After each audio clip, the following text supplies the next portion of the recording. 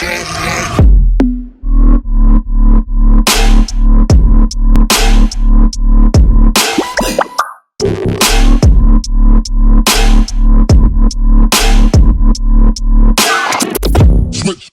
what I want to touch on for you guys is schedule and structure. A lot of you guys are new. With the raise of hands, how many of you feel overwhelmed? Okay, so probably about half of you guys. There's a lot to this business, there definitely is. And without good schedule and without good structure, it's even more challenging, right? And they pretty much have laid it out there pretty easily as like a blueprint for us to be successful, but they generalize things. You know, Tuesday, Wednesday are run days, Friday, Saturday are run days. And to you, you just think, okay, people are just out there running 8, 9, 10 appointments. I'm sitting here with 4, I'm not as good as them. But I promise you what a run day really means is a 10 to 12 hour work day. I would assume Jared would agree with me. He came into this business pretty quick and found success at a high level. And it wasn't you working 6 hours a day. I mean, how many hours a day do you think you were working, Jared, when you were new? 15 a day, right? So you gotta understand that all of the people that are successful here, they're just putting more time than you. That's it. There's nothing so crazy special or so good about, you know, the words that they're saying. Like, they just have more appointments and they're seeing more people. It's just a people problem for most of you guys.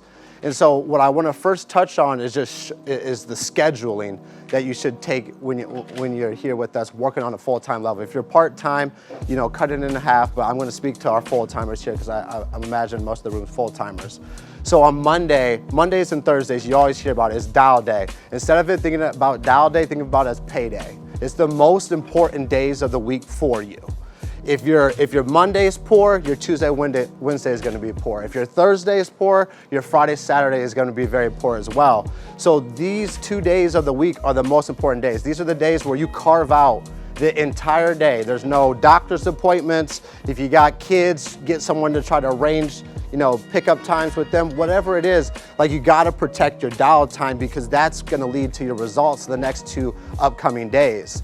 And the reason, guys, that we say dial one day and then run the next 2 days, because if you dial someone on Monday, book an appointment on Saturday, you're less likely for them to remember you showing up on Saturday. There's all types of things that happen in people's lives.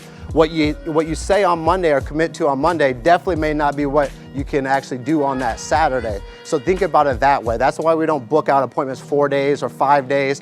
We can't be upset when they're not there because life happens, things, you know, hit the fan, whatever. And life insurance specifically, unless you went through a tragic situation, is not something that people really like to talk about. So it's really easy to forget about, more or less. So on Mondays, I think it's crucial that you set yourself up for success by the way you start the morning. If you win the morning, you can win the day. If you don't win the morning, you're gonna lose the day.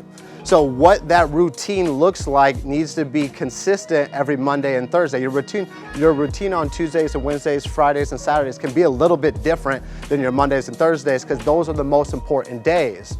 So personally for myself, I'm not the 4 a.m. or 5 a.m. guy, I'm the 6 a.m. guy.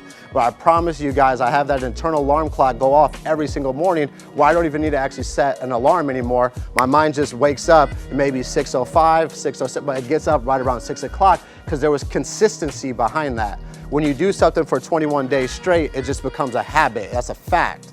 So if you can change up your habits the next 21 days, you'll build new habits with whatever you're trying to accomplish. So personally for myself, it's wake up at 6 a.m. and it's get to the gym by 6:15 so I can start to work my mind. Our mind is very, very powerful in this business, and mindset is huge in this business. What you tell yourself a lot of times is what you live by, or you go, you know, you're literally verbally saying something, and so that's gonna be how you work it. So controlling your mind, to me, that is working out. That's listening to something in my ears, putting some positivity through my ears.